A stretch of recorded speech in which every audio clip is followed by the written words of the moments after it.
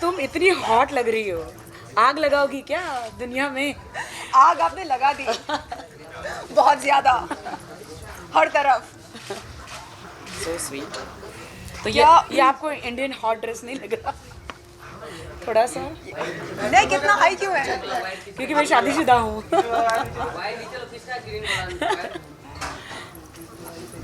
पहले ये म्यूजिक बंद हो जाए फिर उसको बोलिए ना, करेगा। बोला 2 मिनट वो बाहर म्यूजिक चल रहा है बेटा, वो बंद नहीं होगा, वो शादी का म्यूजिक है। पहले बैठते हैं, पहले बैठे हुए करेंगे, फिर खड़े होके करेंगे ऊपर। और फिर जंपिंग।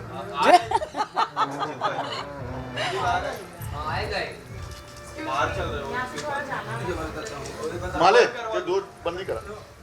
हाँ, सबसे पहले हम जानना चाहेंगे कि आपकी जिंदगी में हो क्या रहा है। बहुत खुश हो रहा है शैली, आंखें थक गई है, दिन जैसे तैसे कट जाता है, वक्त गुजारना बहुत मुश्किल हो गया जीवन में। समझ में नहीं आ रहा, कुछ समझ में नहीं आ रहा लाइफ। दोस्त यार सब लोग हैं भाई, लेकिन कैसे, मैं सोचती हूँ कभी कभी कि मैं तो इतनी स्ट्रांग लड़की हूँ, कभी ना धोखा खाने वाली लड़की हूँ, कैसे मेरे साथ हो गया? प्यार करते करते शादी कर ली, शादी कुछ समझ में नहीं आया, बर्बाद होती गई बर्बाद होती गई। हमारी मुलाकात हुई थी 9 फरवरी की शाम को, और मैंने राखी से पूछा, राखी आपको अपने जीवन का राजकुमार मिला तो आप खुश क्यों नहीं हो? पता चला कि इनके जीवन का राजकुमार दुनिया का सबसे महान ठग निकला, जो लोगों को बेवकूफ़ बनाता है और लोगों के साथ फरेब करता है। और जब राखी जी ने मुझे हाल ही में ये बताया कि मैसूर की कोई ईरानी लड़की उनके झांसे में आ गई और उनके साथ कैसे इनके एक्स पति या नहीं, प्रेजेंट है, पतिदेव ने यौन उत्पीड़न किया, मेरे रोंगटे खड़े हो गए। मुझे लगा ओ माय गॉड, ये हो क्या रहा है? यानी ये बंदा कितनी महिलाओं के साथ गलत किया है।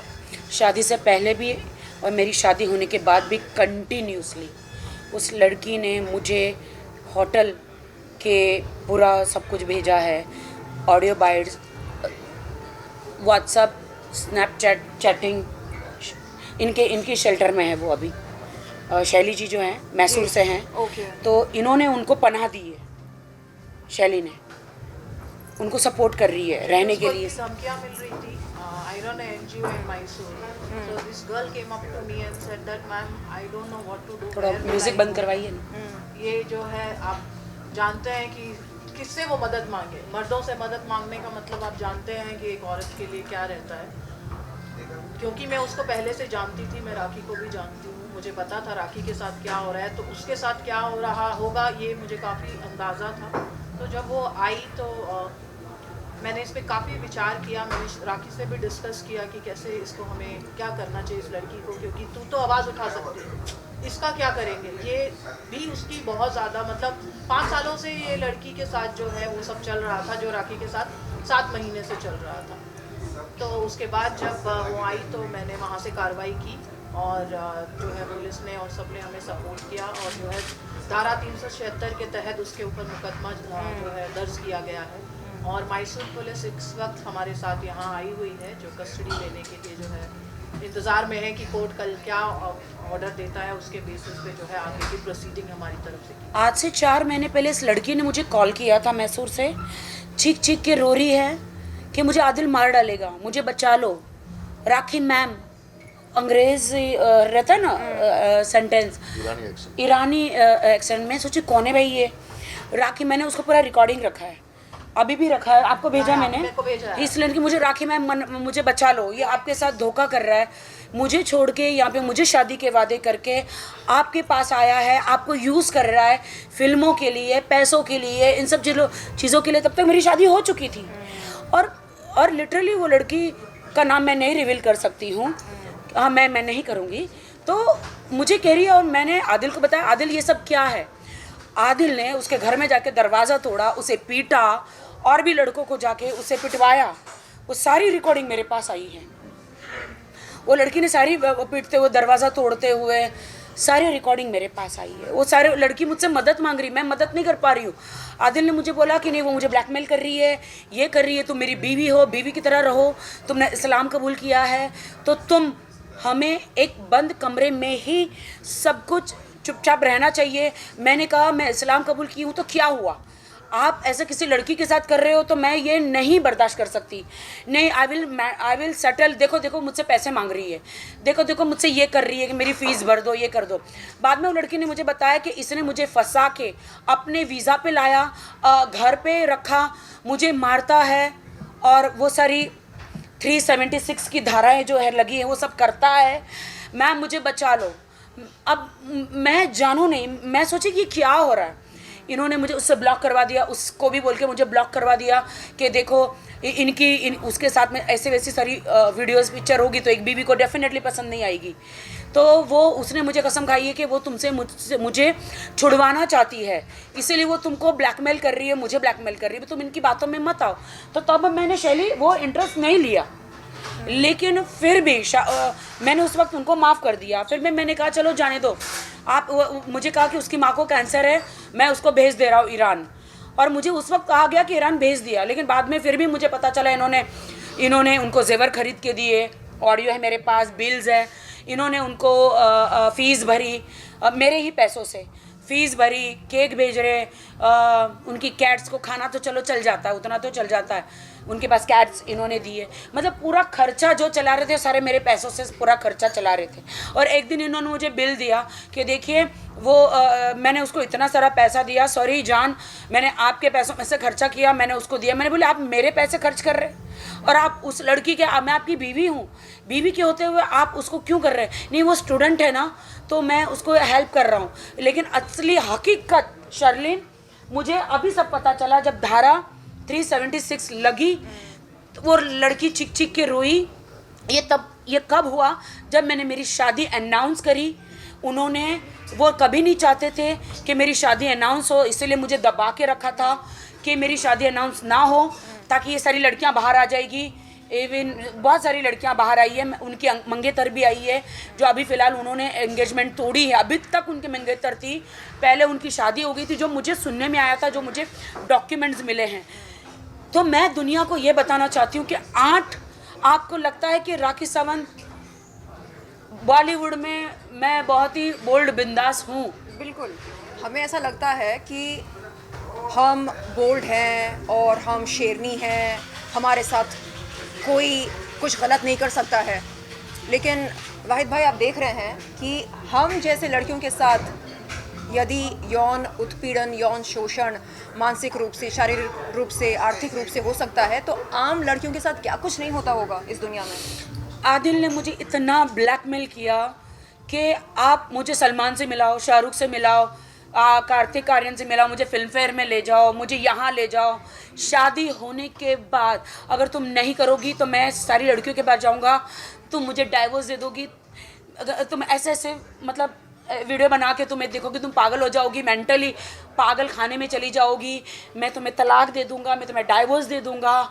हर वक्त उसने 7-8 महीने उन्होंने मैं एक सेलिब्रिटी होकर, इतनी स्ट्रांग होकर उन्होंने मुझे इतना टॉर्चर किया, बार बार तलाक का धमकी देकर, और ऐसी बहुत सारी चीज़ें जो मुझे नहीं बतानी चाहिए। कि वो पदार्थ को क्या कहते हैं, वो नशीली पदार्थ ना, पदार्थ, हाँ हाँ सब्सटेंस सब्सटेंस बूस्टर, वो पीकर मैं आपको नहीं बता सकती हूँ। वो मैं पुलिस ने वो सब कुछ उनके ड्रॉर में से निकाल कर लेकर गए। पुलिस के पास सारे प्रूफ है, मेरा मेडिकल भी किया गया है, उसमें वो सारी चीज़ें आ गई है।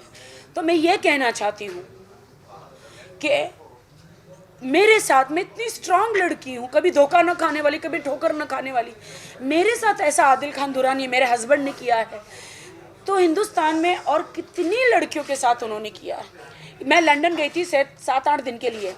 दुबई में मेरा एक हाउस है जो मेरे नाम पे ही है और जिसके मैं EMI भरती हूँ। इन्होंने मुझे कहा तुम दुनिया को बोलो कि ये घर मैंने तुम्हें दिया है। मैं बोली मैं क्यों बोलूँ जब मेरी EMI जाती है। नहीं, तुम बोलो, मैं बड़ा बिजनेसमैन बनूंगा तो तुम्हारा ही फ़ायदा होगा। तुम मुझे इस अवार्ड में ले चलो, तुम मुझे फिल्म बनाओ, तुम मुझे वीडियो में करो, तुम्हारा हस्बैंड हूँ मैं, तुम मेरे लिए नहीं करोगी तो कौन करेगा।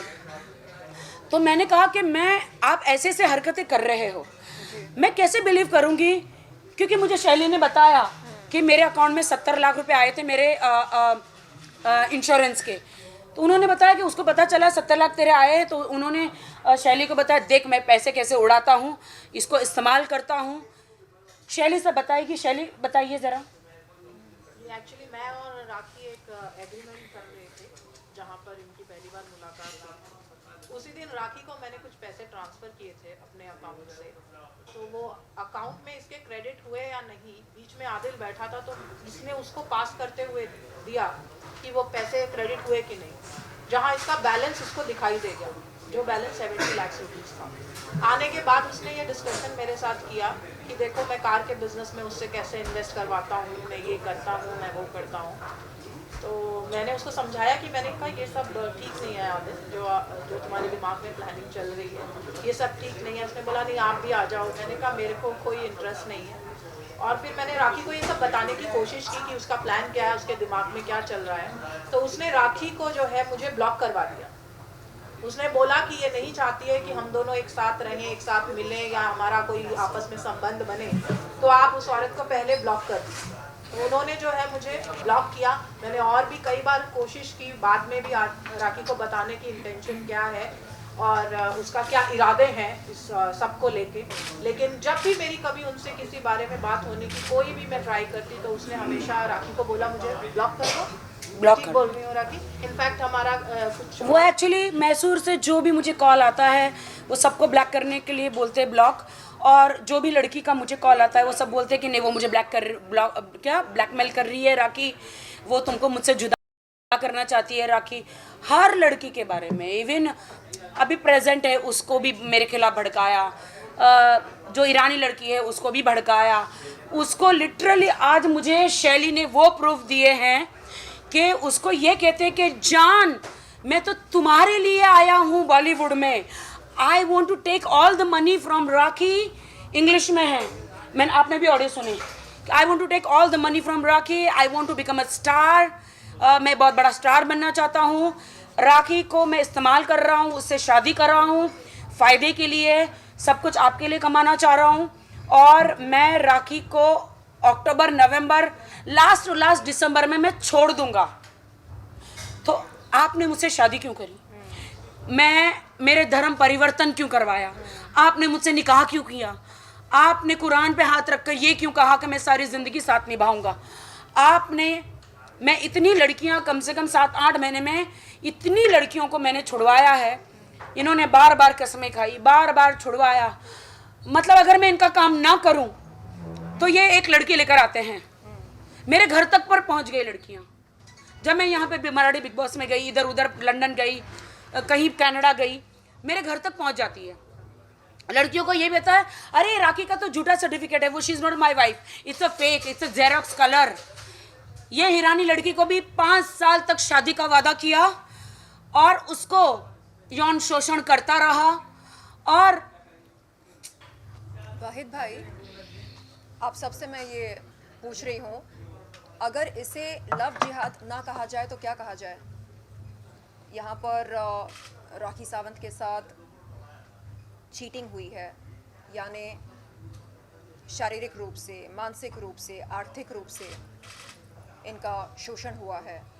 देखिए, एक आदमी के लिए, एक गलत आदमी के लिए, शर्लिन माय फ्रेंड, हम किसी को बदनाम नहीं कर सकते। पूरी कौम को बदनाम पूरी करना पूरी सही कौम नहीं को होगा। बदनाम नहीं कर सकते मेरी जान। देखिए शर्लिन, आपका जो कहना है वो बिल्कुल जायज़ है कि आप वहाँ जा सकते हो उस एंगल में, लेकिन उसी तरह एक दूसरा एंगल भी है कि उसी राखी सावंत को सपोर्ट करने के लिए वाहिद अली खान बैठा है फ्रॉम डे वन। ये तमाम लोग जानते हैं। सारे तो मुसलमान मुझे सपोर्ट कर एक रहे हैं। शख्स, और ऐसा नहीं है कि वाहिद अली खान ने पहले इनको आगाह नहीं किया। आप पूछिए 7 महीना पहले तब जिस तक दिन शादी पहली हो बार चुकी थी मेरी। जिम में मैंने देखा दोनों को, तभी मैंने आगाह किया कि he is not the right person for you. तब तक मैंने भाई को नहीं बताया था कि मेरी शादी हो गई, और मेरी शादी निकाह को रजिस्टर्ड मैरिज हो चुका था। तो अब मैं क्या मुंह लेकर बोलूँ? और इन्होंने बोला कि मैंने रादिल की इंक्वायरी करी है राखी, इसके ऊपर इतने केसेस है मैसूर से, is a cheater, is this. मैंने बोला भाई अब मैं क्या करूँ, अब मैं क्या करूँ? अच्छा, तब भी इसने खुलासा नहीं किया कि शादी हो गई है मेरी? बोले भाई इट इज टू लेट, बस इतना बोल के खत्म कर दिया। खुलासा तो अभी हुआ है, 1 महीना पहले बिग बॉस से आने के बाद जब मेरी शादी माँ, कर चुके हैं ये लोग। मैंने जब देखा कि लड़कियां मेरे घर में आ रही है, लड़कियां मेरी ज़िंदगी बर्बाद करने की कोशिश कर रही है। अब मैं किसी का नाम नहीं लेना चाह रही हूँ, क्योंकि यहाँ पे तो नाम लो तो स्टार बन जाते हैं। मेरे हस्बैंड आदिल को यूज़ किया स्टार बनने के लिए लड़कियों ने। यह भी नहीं देखा कि इस लड़की राखी सावंत का घर टूट जाएगा, हम किसी शादीशुदा ज़िंदगी में जाते हैं। मेरा ही सिक्का खोटा था, तो मैं दूसरी लड़कियों को क्या दोष दूँ? चलिए, ये तो हो गई भाई राखी सावंत की बात, जो पिछले 1 महीने से भुगत रही हैं, और पुलिस स्टेशन से कोर्ट से दूसरा कोर्ट, दूसरे कोर्ट से वापस पुलिस स्टेशन, ये चल रहा है। अब हम ये जानेंगे कि आज राखी और शर्लिन, 2 शेरनियां बॉलीवुड की, एक साथ बैठी हैं हमारे साथ में। क्यों बैठी हैं, किस लिए बैठी हैं, क्या वजह है बैठने की, अब ये दोनों इस मुद्दे पे बात करेंगे। आपको क्वेश्चन करना है, प्लीज आस्क। शर्लिन मेरी बहुत पुरानी दोस्त है, नो डाउट हम दोनों के बीच में थोड़ा सा कुछ हो गया था, लेकिन मैं उस चीज़ के लिए अपनी बहन से माफ़ी मांगती हूँ। I love you. और छोटी बहन या बड़ी बहन? छोटी बहन। हम उम्र तो बात यह है, तो शर्लिन ने आदिल को भाई करके एक वीडियो दिया था, हालांकि इनको बिल्कुल सच्चाई पता नहीं थी। शर्लिन को मैंने फ़ोन किया, मैंने सच्चाई बताई, शर्लिन ने घर पे बुलाया, मैंने उनको सारी वीडियोस, सारा जितना भी सब कुछ था मैंने उनको दिखाया। शी शॉक्ड, इनके रोंगटे खड़े हो गए। ओ माय गॉड, ये आदिल है, तुम्हारा हस्बैंड है, तुम पागल हो? ऐसे लड़के से शादी करने के लिए तुम्हें और कोई नहीं मिला था? ये तुमने क्या किया? अपनी ज़िंदगी ख़राब कर ली। अब आगे मैं शर्लिन को ओवर टू शर्लिन। क्या बोलूँ मैं तो उसको भाई मानने लगी थी। मुझे लगा कि चलो हमारी राजकुमारी का राजकुमार है वो। लेकिन जब इनसे मुलाकात हुई थी 9 फरवरी की शाम को, आपने सारी वीडियोस देखे? जी राखी जी के सेल फोन पर मैंने कुछ ऐसे वीडियोस देखे, आपत्तिजनक वीडियोस, जिन्हें देखकर मेरे रोंगटे खड़े हो गए और मुझे लगा ये क्या हो रहा है, क्यों हो रहा है। तो उन्होंने कहा कि ये है असलियत आपके भाई साहब की। तो मैंने कहा अब क्या? उन्होंने कहा कि बस जो कानूनी प्रक्रिया है उसका पालन करना होगा, और क्या, कोर्ट कचहरी पुलिस थाना। तो मैं सोच में पड़ गई। मुझे लगा कि ऐसा क्यों होता है कि प्यार इश्क मोहब्बत में आम तौर पर हमें धोखा मिलता है? क्यों? क्या ये कोई पैटर्न है क्या? फिल्मों में अच्छा लगता है लेकिन असल ज़िंदगी में बिल्कुल नहीं। तो मैंने राखी से कहा कि राखी, आपको आपका वो गाना याद है परदेसिया, जिसमें आप इतनी हॉट लगती हैं, ज़बरदस्त एकदम, यू नो, न्यूक्लियर बॉम्ब जैसे। तो इन्होंने कहा हाँ। तो मैंने कहा आप जल्द से जल्द वैसे बन जाओ, मतलब न सिर्फ शारीरिक रूप से बल्कि आपका जो ये ब्रांड है, फायर ब्रांड जिसे कहा जाता है। एक्चुअली मैंने कहा आई स्टिल, उन्होंने पूछा you love Adil, I said still love him. मैं गर्लफ्रेंड नहीं हूँ, मैं बीवी हूँ। तो उन्होंने बोला नहीं, पहले अपने आप से प्यार करो। इन्होंने मुझे सिखाया। मैंने इनसे पूछा, एक सेकेंड, आदिल खुद से प्यार करते हैं, आप आदिल से प्यार करते हैं, तो राखी सावंत से कौन प्यार करता है?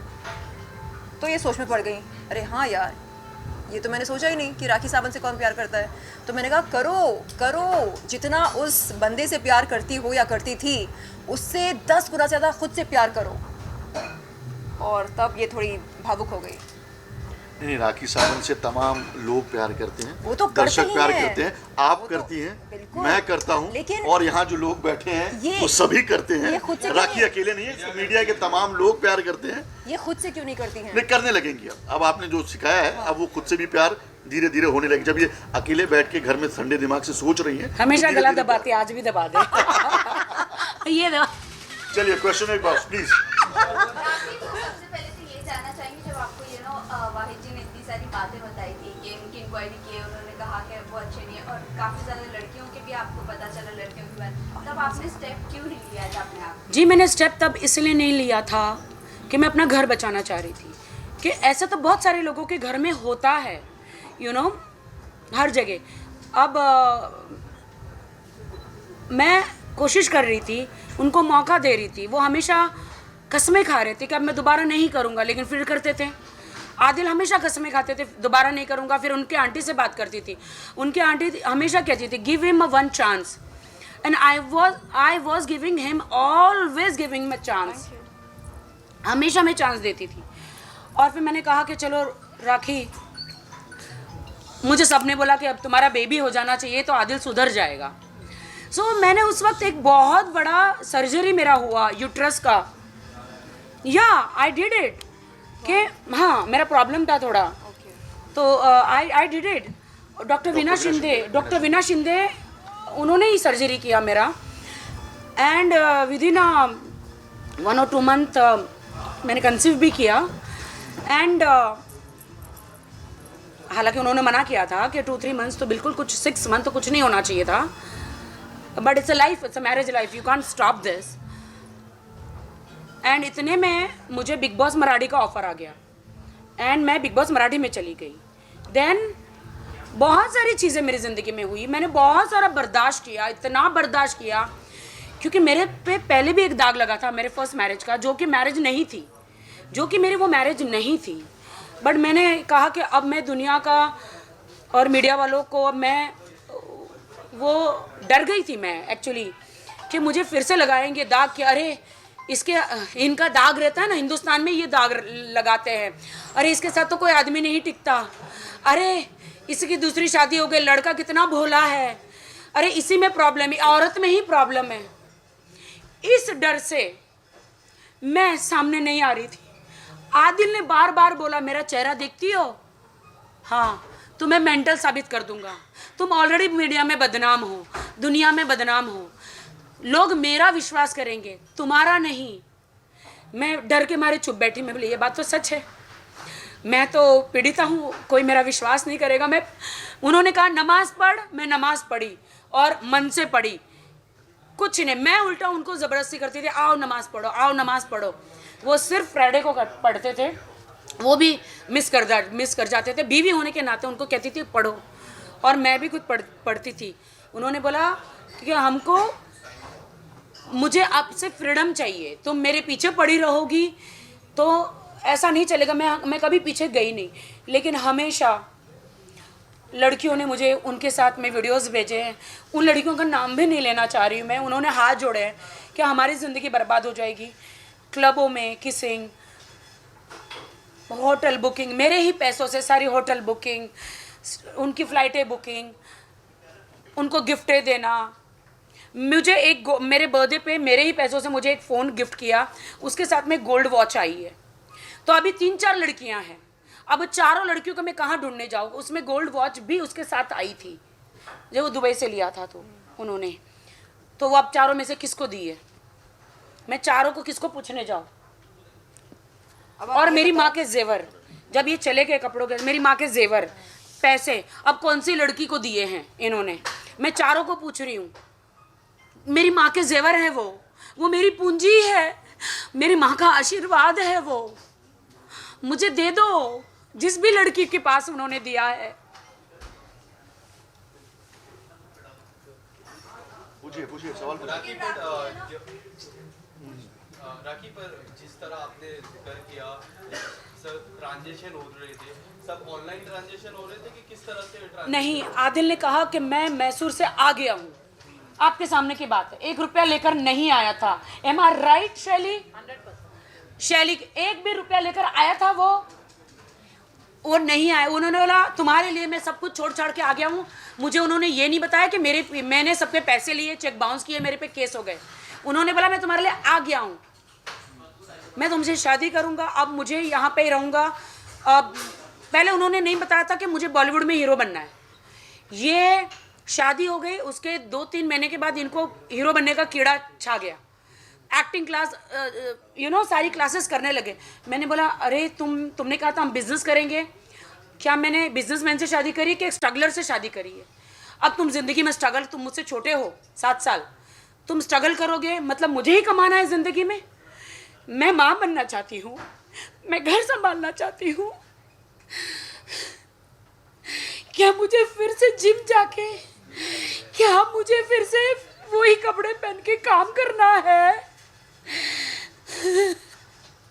मैंने वाहिद भाई, coming back to your answer, Wahid जितने भाई। भी ट्रांजैक्शन हुए जी। हैं, अकाउंट टू अकाउंट हुए हैं, वो सबकी जानकारी आयो जोशिवारा के उनको दे दी गई है। तकरीबन 1 करोड़ 50 लाख का ट्रांजैक्शन 1 करोड़ 60 लाख 60 लाख का, जिसमें राखी ने 1 करोड़ 50 लाख पहले दिए और 10 लाख रुपया बिग बॉस में जाने से पहले हाँ, ये कहकर वो 70 कि मैं लाख हो अंदर गए रहूंगी, मेरी माँ के इलाज के लिए यूज होना। ये पूरा स्टेटमेंट राखी ने रिकॉर्डेड। मैंने 10 लाख रुपया मराठी बिग बॉस जाने से पहले चेक दिया था कि इसमें आदिल एंड राखी है, रादिल प्रोडक्शन में डाल देना, और इसमें मेरी माँ अगर कुछ होता है मुझे अंदर कोई बोलेगा नहीं, मेरी माँ का इलाज करना शर्लिन।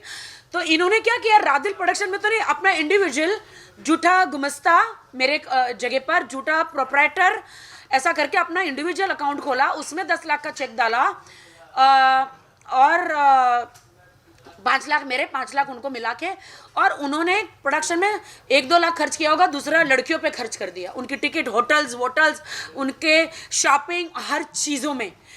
और ट्रांजैक्शन हमारा कैसे हुआ, मेरा और आदिल का जॉइंट अकाउंट हुआ, और उन्होंने कैसे किया, OTP आता है, OTP मुझे कहा जान, अब हस्बैंड है, मतलब उस टाइम पे शादी नहीं हुई थी, हमने जॉइंट अकाउंट किया था, शादी से पहले का है कि जानी बोलते हैं वो मुझे। तो उन्होंने कहा कि मुझे फ़ोन देना ज़रा, मुझे देखना है कि मेरा गूगल अकाउंट स्टार्ट हो रहा है कि नहीं। तो मैंने कहा कि शक्ल से तो एकदम सीधे साधे लगता है, जब तक उनका वो सब आया नहीं था मेरे पास। तो मैंने फ़ोन दिया, तब तक मैंने ज़िंदगी में फ़ोन पे कभी पासवर्ड नहीं लगाया। 2 उन्होंने लिया, उन्होंने कब पैसा ट्रांसफ़र कर दिया, कब उन्होंने 1 करोड़ 60 लाख की कारें ले ली, मुझे पता ही नहीं चला, ICICI बैंक से, और मुझे मालूम ही नहीं। मुझे तो लगा बैंक में पैसा है। मैं एक दिन, मुझे पैसे की ज़रूरत थी, मैंने कहा कि हेलो मोहम्मद भाई, मुझे थोड़े पैसों की ज़रूरत है, मैं ले सकती हूँ क्या? आदिल ने मुझे कहा मैंने तो पैसे खर्च कर दिए। मुझे शौक लगा, मैंने कहा क्यों, कैसे? बोलता मैंने तो सारी कारें ले ली है। मैंने कौन सी कारें ली? बोले मुझे बताना तो चाहिए था। तो मुझे बोला कार का, सब कार के 6 गाड़ियाँ ली, 6-7 गाड़ियाँ ली, 6-7 गाड़ियों का फोटो भेजा, कितनी कीमतें भेजी, वो सब कुछ भेजा, और मुझे बोला ये कारों को मैं बेचूंगा, बस रेंज रोवर से लेके जगवार से लेके सारी कारों को मैंने सेकंड हैंड ली है, इसको बेच के प्रॉफिट कमाएंगे। मैंने बोले मुझे प्रॉफिट नहीं चाहिए, क्योंकि प्रॉफिट आप रखो मुझे। तो उन्होंने बोला टेंशन मतलब, मुझे 1 साल दो, 1 साल दो, 1 साल में सारे पैसे मैं वापस कर दूंगा इससे कमा के। 1 साल के ऊपर हो गया है मेरे ख्याल से, अभी तक उन्होंने कोई पैसा नहीं दिया। और उस चीज की रिकॉर्डिंग, जो वीडियो रिकॉर्डिंग है, वो आप लोग को दे दी गई है, आप लोगों के पास है वो तमाम कॉन्वर्सेशन, जहाँ पे आदिल कह रहा है कि मैंने गाड़ियाँ खरीदी हैं जान, मैं उन पैसों से प्रॉफिट कमा के तुम्हें दूंगा। तो राखी उनको कह रही है कि नहीं, मुझे प्रॉफिट नहीं चाहिए, मेरा जो मुद्दल यानी कि कैपिटल अमाउंट लगा हुआ है वो मुझे दे दीजिए, काफ़ी है। ओशिवारा पुलिस स्टेशन को, पुलिस आयो सीनियर सबको कहना चाहूँगी कि आप वो बैंक में इंक्वायरी कीजिए कि इन्होंने क्या कार सचमुच ली है, या वो पैसों को किसी अकाउंट में डाले हैं, या वो पैसों का क्या किया है। वो मेरी पूंजी है, वो मैंने जेवर बेचे, मेरे सारे जेवर थे वो बेचकर, एंड मेरा इंश्योरेंस आया था, वो सब 1 करोड़ 60 लाख वो इनको मैंने अकाउंट में डाले शर्लिन। और मैं तुम्हारे पास इसलिए आई क्योंकि तुम हर औरत के हक के लिए बोलती हो। मैंने यही कहा राखी जी से कि उन दिनों जब आदिल आपके पास आया था, तब आप कोई अपना लोन क्लोज करने वाली थी? जी, या मेरे को अभी भी जब आप बात कर रहे हो मुझे याद आया, मेरा इंपीरियल हाइट्स का एक लोन चल रहा था। उसने मेरे को बोला मैं इसका ये लोन क्लोज नहीं करवाऊंगा और ये पैसे इन्वेस्ट करूंगा। मुझे नहीं पता, Right. मुझे अभी ये बात ध्यान में आई तो मैं आपसे पूछ रही राइट, मेरा एक इंपीरियल हाइट्स का फ्लैट का लोन चल रहा था। मैंने कहा मेरे पैसे आए हैं, मुझे फटाफट लोन चुका देना है, मेरे को कर्जा मुक्त हो जाना है, क्योंकि मेरी माँ ने स्टेटमेंट में यही कहा है पुलिस को कि मैंने वो पैसे लोन चुकाने के लिए। नहीं नहीं बिल्कुल नहीं, तो मेरे वो तो दिखा सकता है ना पुलिस को, तो वो मेरे ही पैसे थे, मुझे लोन चुकाना था। और उसने कहा कि नहीं लोन तो मत चुकाओ, इसको हम लोग बिजनेस में डालेंगे, और ये एक एक कार अगर 50 लाख की है तो मैं 65 में बेचता हूँ, तो 15 लाख हमारा बेनिफिट है, प्रॉफिट है।